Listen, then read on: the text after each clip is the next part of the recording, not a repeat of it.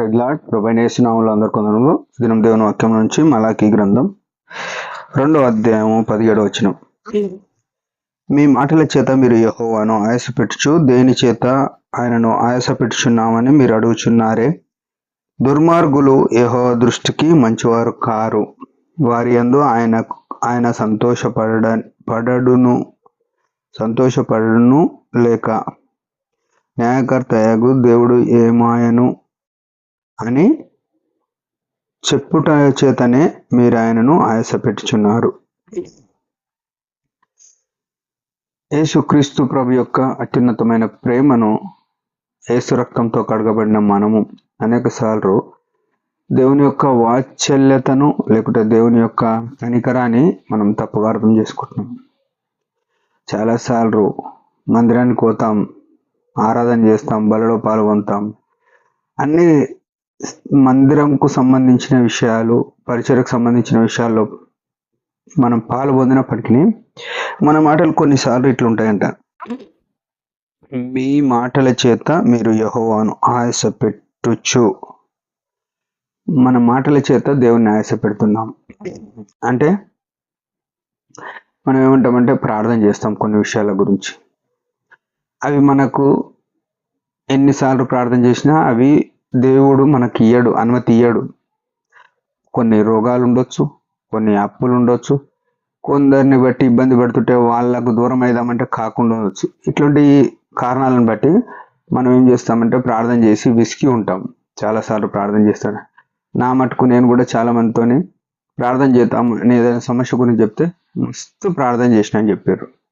అంటే వారి జీవితంలో ఏమనుకున్నారంటే వాళ్ళు అనుకున్న సమయంలో వారు అనుకున్నట్టు జరిగించే దేవుడు అనుకున్నారు. ప్రభునందు ప్రేమైన వాళ్ళరా, యేసు క్రీస్తు ప్రభు ఎంత కనికరము, ఎంత జాలియో అది వర్ణించే శక్యం కానీ. మన పిల్లలు మీరు గమనించండి, మనకు పిల్లలు చిన్నగా ఉన్నప్పుడు ఆడపిల్లలైనా మగపిల్లలైనా వారికి ఏది నచ్చితే అది అడుగుతారు. వాళ్ళకు ఐస్ క్రీమ్ కనబడితే తినాలనుకుంటారు. మనం ఏమంటాం, వాళ్ళకి జలుబు వస్తుందని వద్దంటాం.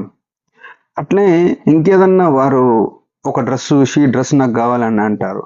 మనం ఏమంటాం, ఇది వేసుకునే తగ్గంది అనుకొని మనం వద్దంటాం. వాళ్ళు చిన్న వయసులోనే నాకు బైక్ కావాలి లేకుంటే నాకు ఇంకేదో కావాలని అడుగుతారు. మనం వారికి ఏం చెప్తాం, నీకు ఇప్పియను అని చెప్తాం. వాళ్ళ మీద ప్రేమతోనే వారికి అవి ఆపుతాం, వారి మీద పగతోని కాదు. కొన్నిసార్లు డబ్బులు లేక కూడా ఉండొచ్చు. అయితే యేసుక్రీస్తు ప్రభు కూడా మనకి ఏవైనా ఇయ్యనికి సమస్తం సిద్ధమే. ఆయన ప్రాణంని ఇచ్చినాడు, దాంతోపాటు సమస్తం ఇచ్చే దేవుడు. కానీ వాటి వలన మనం ప్రార్థన చేసేటప్పుడు ఇది గుర్తుపెట్టుకోవాలి, వాటి వలన దేవునికి మహిమొచ్చేటట్టు అయితే ఇస్తాడు. రెండోది, దాని వలన మన జీవితాల్లో క్షేమం ఉంటే ఇస్తాడు. మనం ఏమనుకుంటామంటే ఈ రోజుకు ఇది నాకు అవసరం అని అనుకుంటాం, కానీ రేపటి దినమున దాని వలన ఎంత నష్టం అనేది రేపు మన తల్లిదండ్రులకు కానీ ఇంకెవరికి తెలియదు, యేసయ్యకు మాత్రమే తెలుసు. మనం అనుకుంటాం నా జీవితం అంతా నా చేతిలో ఉంది, అండర్ మై కంట్రోల్ అని అనుకుంటాం. మన కంట్రోల్లో ఏది లేదు. ఈ క్షణం ఎట్లున్నామంటే దేవుని కృప. మనం కొద్దిసేపు అయినాక ఒక 5 నిమిషాల తర్వాత లేకుంటే 2 నిమిషాల తర్వాత బతికేది కష్టమైన దినాల్లో ఉన్నాం. నరుని ఆయు గడ్డిని పోలి ఉంది అని రాయబడింది. ప్రియమైన వాళ్ళ యేసు రక్తంతో కడగబడిన మనము మన మాటలు ఎట్లుండాలంటే ఆయన ఆయాస పెట్టేటివి కాదు. ఏమంటున్నాడు, యెహోవా దృష్టికి దుర్మార్గులు యెహోవా దృష్టి యందు మంచివారు కారు అంటాం. మన మార్గము యేసుక్రీస్తులో లేకుండా వేరే మార్గం నడిచినప్పుడు దుర్మార్గులం అవుతున్నాం. వారి యందు ఆయన సంతోషపడడును లేక. న్యాయకర్తయగు దేవుడు ఏమాయను అని చెప్పుట చేత అంటున్నాడు. మనం అంటాం దేవుడు ఏమైండో ఏమో, ఎన్ని ప్రార్థనలు చేసినా అని అనుకుంటాం. కానీ ఆయన దానిలో మేలు దాచి ఉంచిన దేవుడు. ఆయన కరుణా సంపన్నుడు, ఆయన బహు వింతైన ప్రేమ గలవాడు. ఎవరికి అర్థం కాదు ఆ ప్రేమ. ఇట్టి గొప్ప దేవుణ్ణి మనం ఆయాస పెట్టకుండా మనం ఏమనాలంటే, ప్రభువా ఏది జరిగినా నీ చిత్తము, నీ నామ మహిమ కొరకు నా జీవితంలో జరిగించు అని సంపూర్ణంగా సామెతల్లో చెప్పినట్టు ఆయన అధికారానికి మనం లోబడి ఉండాలని దేవుని యొక్క కోరిక. దేవుడి మాట దీవించిన ఒక చిన్న ప్రార్థన. పరలోక తండ్రి, యేసు ప్రభు నామములో వందనాలు. ఉదయకాలం ఇచ్చిన ఆశీర్వాద స్తోత్రం.